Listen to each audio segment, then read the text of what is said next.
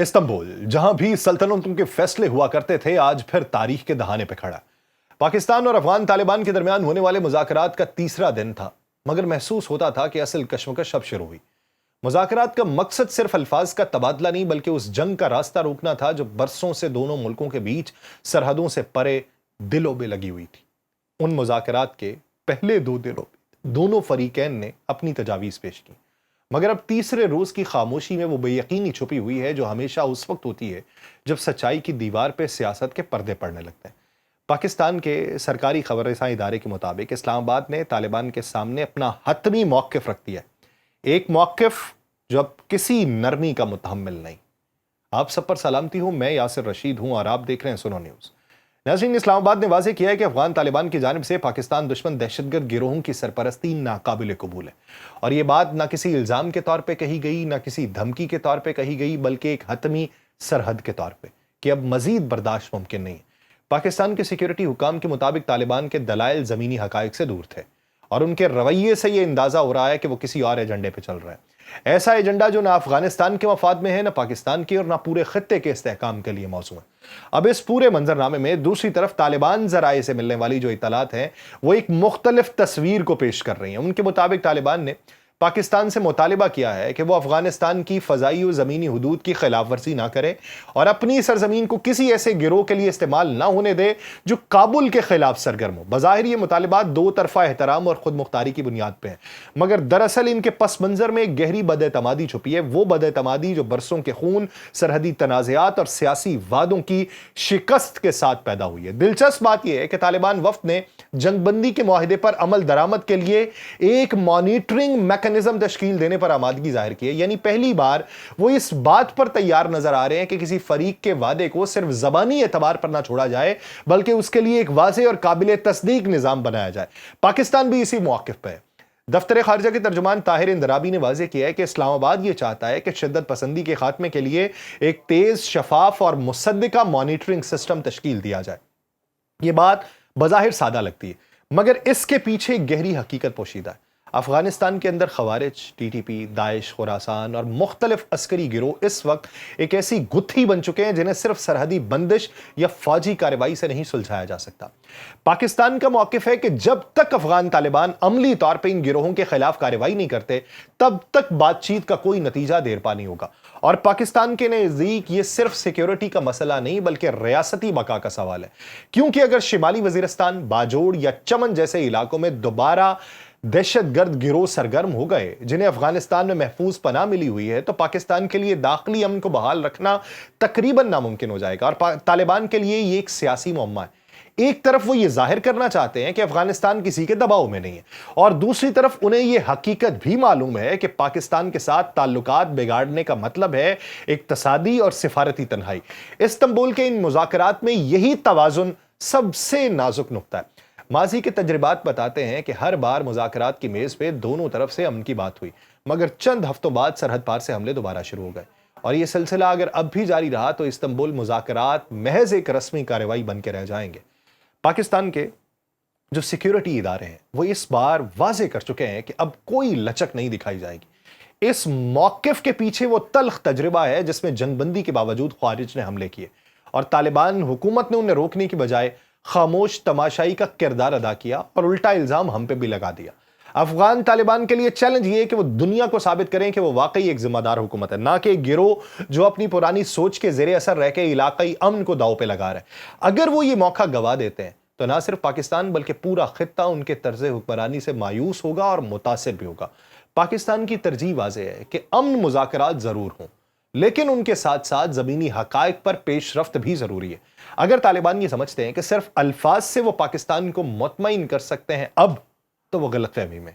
Istanbul کے یہ مذاکرات محض 2 ممالک کے درمیان مکالمہ نہیں رہے بلکہ جنوبی ایشیا کی آئندہ سفارتی سمت کا تعین کر رہے ہیں۔ اگر یہ بات چیت کامیاب ہو جاتی ہے تو پاکستان اور افغانستان ایک نئے باب کا آغاز کر سکتے ہیں، ایسا باب جس میں سرحدیں نہیں بلکہ اعتماد کی لکیریں کھینچی جائیں گی، اور پھر آر پار جو ہے وہ ترویج ہوگی کاروبار کی بھی اور اخلاقیات کی بھی۔ لیکن اگر یہ ناکام ہوئے تو یہ صرف مذاکرات کی ناکامی نہیں ہوگی بلکہ پورے خطے کی ایک اور نسل کے لیے عدم استحکام، دہشت گردی اور خوف کے نئے باب کا آغاز ہوگا۔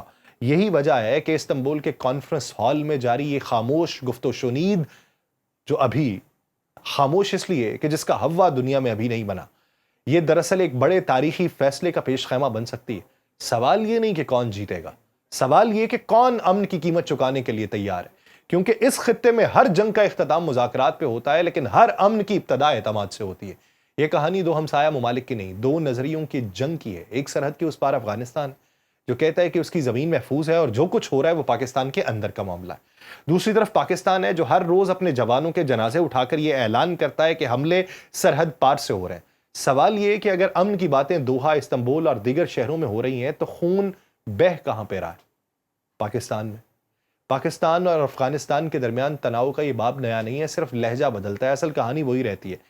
حالیہ ہفتوں میں دوحہ میں ہونے والے مذاکرات اور اس کے بعد استنبول میں شروع ہونے والے عمل نے ایک بار پھر ثابت کیا ہے کہ اعتماد کی فضا اب بھی دور ہے۔ پاکستان کا کہنا ہے کہ جنگ بندی کے باوجود سیکیورٹی خطرات برقرار ہیں اور اسی لیے تجارت بند ہے۔ دوسری جانب افغان طالبان بضد ہیں کہ ان کے ملک سے کوئی در اندازی نہیں ہو رہی، تو پھر ہم جو خوارج مار رہے ہیں وہ شاید مریخ سے آئے ہوئے تھے۔ حقیقت یہ ہے کہ پاکستانی فوج کے مطابق صرف ایک روز میں 25 شدت پسندوں کو ہلاک کیا گیا، اور وہ بھی ایسے وقت میں جب استنبول میں مذاکرات چل رہے تھے۔ ISPR کا موقف واضح ہے کہ افغان سرزمین سے حملے پاکستان کے لیے ایک ناقابل برداشت خطرہ ہے، اور اگر یہ سلسلہ نہیں رکا تو کارروائی جو ہے وہ ناگزیر ہو جائے گی۔ ایکسپرٹس یہ رائے رکھتے ہیں کہ اصل مسئلہ ڈیورنٹ لائن ہے، جسے افغان طالبان کبھی بین الاقوامی سرحد تسلیم ہی نہیں کرتے۔ اگر وہ اسے مان لیں تو ان کے نظریاتی وجود کے اوپر سوال اٹھ جائے گا، اور یہی تضاد ہے جو ہر امن کی کوشش کو سبوتاژ کر جاتا ہے۔ ذبیح اللہ مجاہد، اس کا موقف یہ ہے کہ افغانستان مذاکرات کا حامی ہے مگر خود مختاری پر سمجھوتا نہیں کرے گا۔ اس جملے میں بھی وہی پرانی افغان سوچ جھلکتی ہے، بات چیت ہتھیار ڈالنے کے مترادف نہیں ہے۔ مگر پاکستان کے وزیر دفاع خواجہ آصف کی بات کہیں زیادہ دو ٹوک ہے کہ اگر مذاکرات سے بات نہ بنی تو جنگ ہے۔ یہ وہ جملہ ہے جس نے پورے خطے کی فضا بدل دی ہے، کیونکہ یہ صرف ایک دھمکی نہیں بلکہ اس حقیقت کی گونج ہے کہ پاکستان صبر کے آخری کنارے کے اوپر ہے۔ بہت سارے ماہرین، جس میں یورپ کے ماہرین بھی ہیں، مشرق وسطیٰ کے ماہرین بھی ہیں، اس خطے کے ماہرین بھی ہیں، ان کا یہ ماننا ہے کہ افغان طالبان اور TTP کا تعلق نظریاتی بنیادوں پہ قائم ہے، اور یہی وجہ ہے کہ کابل حکومت ان کے خلاف کارروائی سے ہچکچاتی ہے۔ اور یہ تعلق صرف سیاسی نہیں، تاریخی ہے، ایک ایسا رشتہ جو 80 اور 90 کی دہائی میں پروان چڑھا تھا، جب دونوں ایک ہی مقصد کے لیے لڑ رہے تھے۔ اب صورتحال الٹ گئی ہے۔